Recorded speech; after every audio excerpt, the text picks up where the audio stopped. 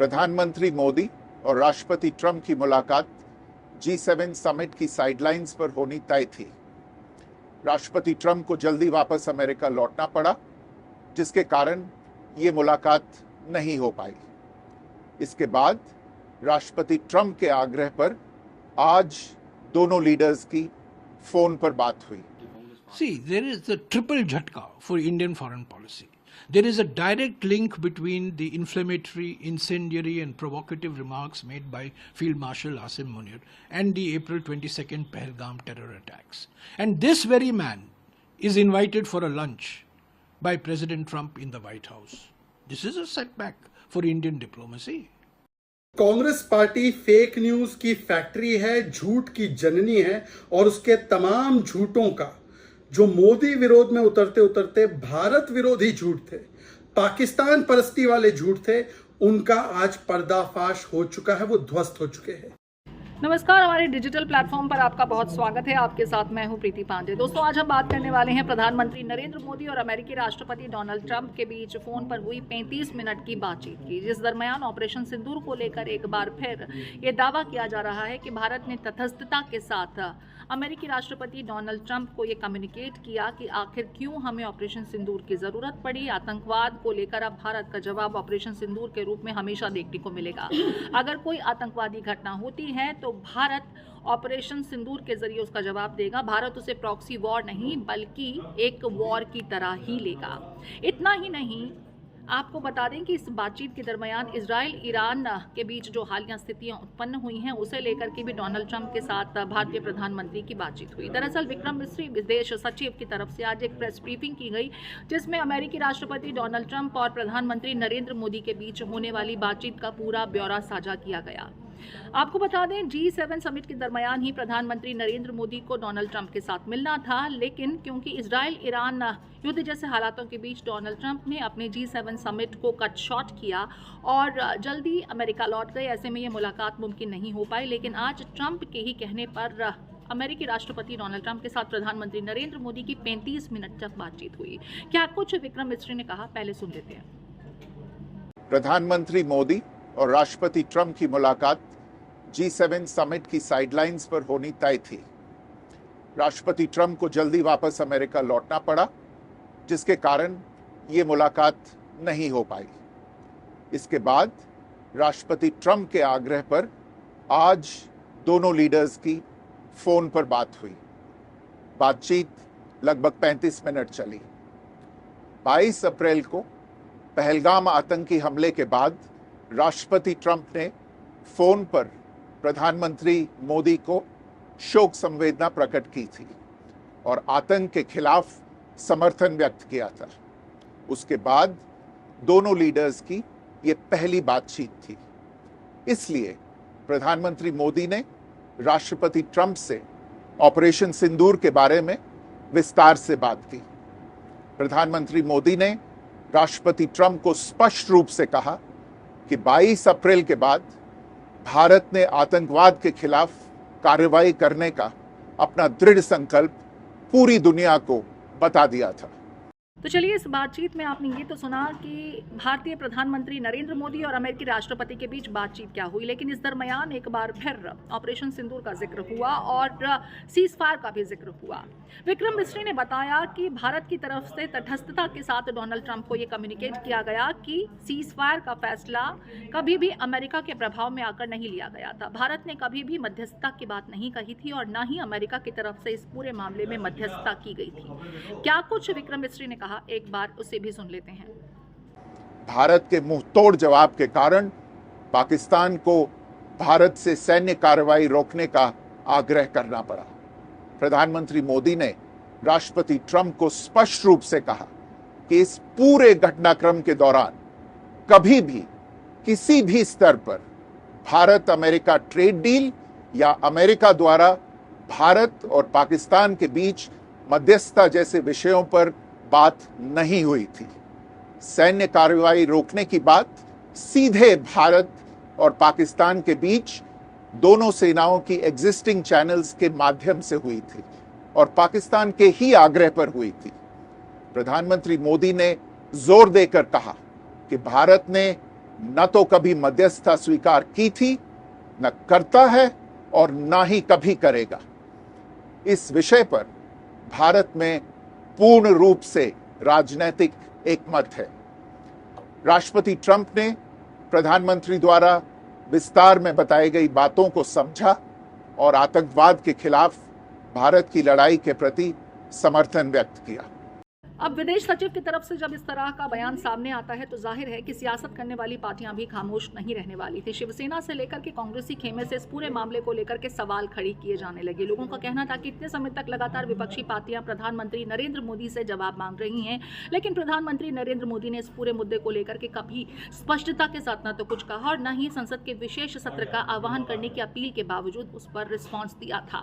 आज अचानक विक्रम मिस्री के हवाले से ये तमाम बातें कही जा रही हैं, लेकिन बात तो तब बने जब अमेरिकी राष्ट्रपति, जो अब तक 17 मर्तबा इस बात को कह चुके हैं और दावा कर चुके हैं कि सीज़फायर में उनका बड़ा अहम रोल रहा है, यही बात अमेरिकी राष्ट्रपति डोनाल्ड ट्रंप भी कहते नजर आए। ऐसे मोदी के लोग बोल रहे हैं, ये ट्रंप ने ट्वीट करना चाहिए ना।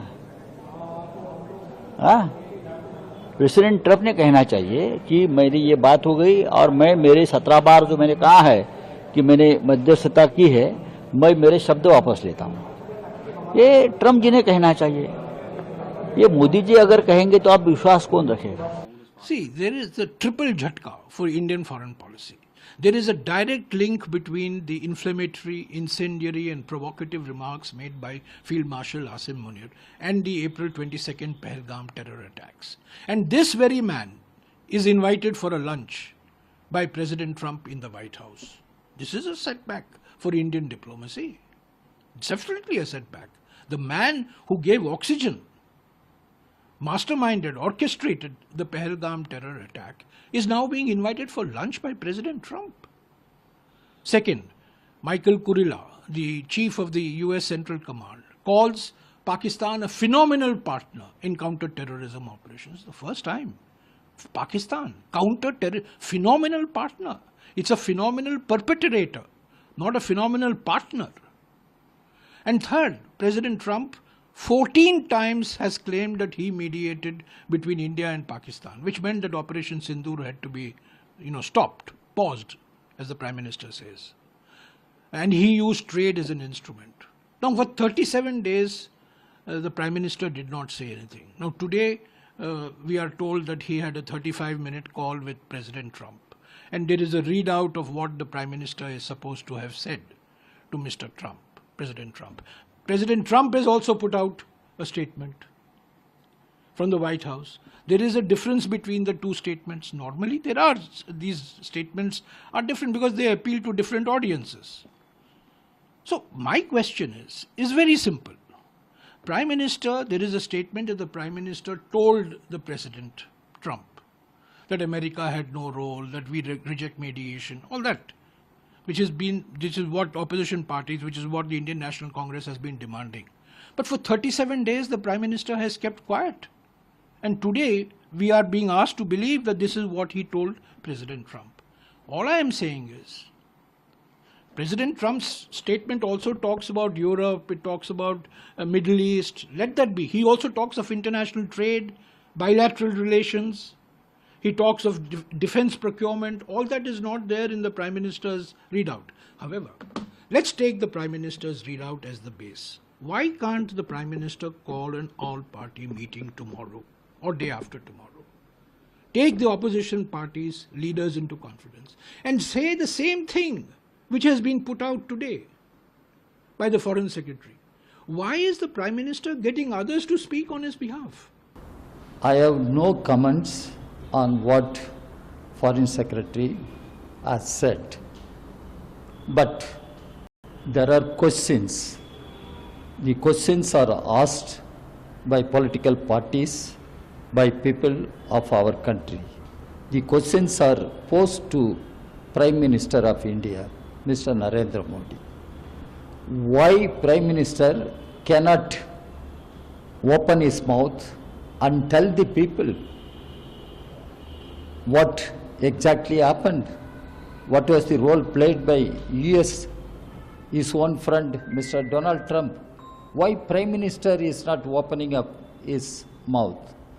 Political parties, we have the right to demand there should be a special session of the parliament so that parliament should be taken into confidence, people should be taken into confidence. Prime Minister Modi and government have not agreed to convene the special session of the parliament, and Prime Minister has not convened even all-party meeting to explain what exactly happened, why Mr. Trump goes on claiming that he mediated between India and Pakistan for ceasefire. Now, it is said Prime Minister told Mr. Trump will agree, endorse what Mr. Vikram Misri has said. We do not know. That is why we are a democracy. What Mr. Trump and what he does in US, that's a different thing. It is for him. But India is a democracy, largest democracy in the world, representative democracy. And we have a parliament, and that parliament should not become redundant. And our parliament should discuss the issue. Why Prime Minister is not convening the parliament? Why Prime Minister is not telling the parliament what exactly happened? What was the role of Mr. Trump or his country, United States of America? हालांकि विपक्षी खेमे के इन सवालों का जवाब BJP के खेमे से भी दिया जा रहा है। प्रतिक्रिया बीजेपी के खेमे से भी सामने आई हैं, आपको उन्हें भी सुनना चाहिए। कांग्रेस पार्टी फेक न्यूज की फैक्ट्री है, झूठ की जननी है, और उसके तमाम झूठों का जो मोदी विरोध में उतरते उतरते भारत विरोधी झूठ थे, पाकिस्तान परस्ती वाले झूठ थे, उनका आज पर्दाफाश हो चुका है, वो ध्वस्त हो चुके हैं। कांग्रेस लगातार कह रही थी कि ट्रंप ने मध्यस्थता की, ट्रंप ने सीजफायर करवाया।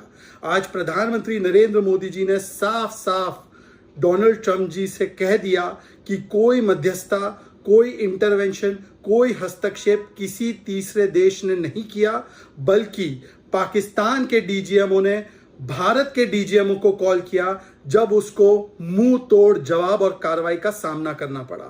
प्रधानमंत्री नरेंद्र मोदी जी ने साफ शब्दों में कह दिया, जो कांग्रेस कहती है ना कि हमने सरेंडर कर दिया, अभी भी ऑपरेशन सिंदूर जारी है, और किस प्रकार से गोली का जवाब गोले से दिया गया और आगे भी गोली का जवाब गोले से दिया जाएगा। किस प्रकार से एक्ट ऑफ टेरर अब प्रॉक्सी वॉर नहीं, एक्ट ऑफ वॉर की तरह ही उसको ट्रीट किया जाएगा, और किस तरह आतंकी बेसिस और उसके बाद मिलिट्री बेसिस पाकिस्तान के ध्वस्त किए गए, ये भी साफ साफ कह दिया गया। और कांग्रेस कह रही थी कि ट्रंप साहब ने ट्रेड इस्तेमाल करते हुए दोनों देशों के बीच में सीजफायर करवाया। मोदी जी ने साफ कर दिया कि इस पूरे ऑपरेशन के दौरान कहीं पर भी ट्रेड का कोई जिक्र नहीं हुआ। इसका मतलब कांग्रेस पार्टी लगातार भारत की सेना के पराक्रम को, भारत की कूटनीतिक पराक्रम को नीचा करवाने के लिए, पाकिस्तान के नैरेटिव को मजबूत करने के लिए और भारत की सेना के मनोबल को तोड़ने के लिए झूठ का इस्तेमाल कर रही थी। ये वही पार्टी है जो कह रही थी G7 में इनवाइट नहीं आया। ये वही पार्टी है जो ऑपरेशन सिंदूर के वीडियो प्रूफ आने के बाद भी कह रही थी छुटपुट है, सरेंडर हो गया, फेलियर था, शो ऑफ था। ये वही पार्टी है जो उनके ही नेता शशि थरूर, सलमान खुर्शीद और मनीष तिवारी के कहने के बाद भी कह रहे थे कि ट्रंप ने मध्यस्थता करवाई, ट्रेड से मध्यस्थता करवाई और हमने सरेंडर कर दिया, सीजफायर कर दिया। कांग्रेस पार्टी आज INC नहीं बल्कि PNC, पाकिस्तानी नेशनल कांग्रेस की तरह बोल रही है, और Rahul Gandhi LOP, leader of opposition नहीं, लीडर ऑफ पाकिस्तानी प्रोपेगेंडा की तरह बोलते हैं। आज कांग्रेस पार्टी को न केवल हमारी सेना से, न केवल हमारे सांसदों से जिनको उनकी तुलना आतंकियों से की, उनको देश से माफी मांगनी चाहिए कि बार बार सेना का अपमान, पाकिस्तान का गुणगान, यही बन चुकी है कांग्रेस पार्टी की पहचान। आज कांग्रेस के सारे झूठ उजागर हो चुके हैं और कैसे वो विदेश नीति पर भी राजनीति करती है, ये सामने आ चुका है।